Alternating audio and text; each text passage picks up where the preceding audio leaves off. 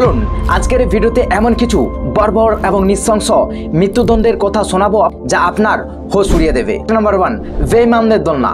মধ্যযুগে স্পেনিশদের আবিষ্কৃত এক নৃশংস বর্বর শাস্তি পদ্ধতি। মানে বন্দীকে পুরোপুরিভাবে প্রথমে নগ্ন করা হতো, তারপর একটা ধারালো করাতের উপর তাকে বসিয়ে দেওয়া হতো। ফ্যাক্ট নাম্বার 2, চূর্ণ করার চাকা। প্রথমে বন্দীকে একটা চাকার উপর বেঁধে ফেলা হতো, তারপর ভারী হাতুড়ি দিয়ে তার পুরো শরীরটাকে থেতলে থেতলে মেরে ফেলা হতো। ফ্যাক্ট নাম্বার 3, স্প্যানিশ গাধা।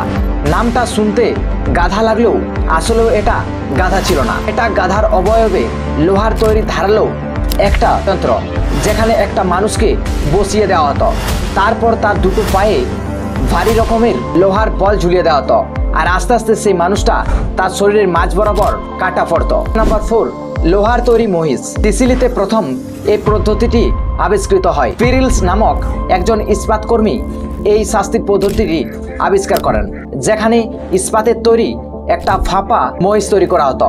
তার পেটের ভেতর বন্দিকে ঢোকানোর জন্য একটা রাস্তাও রাখা হতো, এবং প্রথমে সেই বন্দিটিকে সেই পেটের ভেতর ঢোকানো হতো এবং সেই মহিষটির ঠিক পেটের নিচে আগুন জ্বালানো হতো।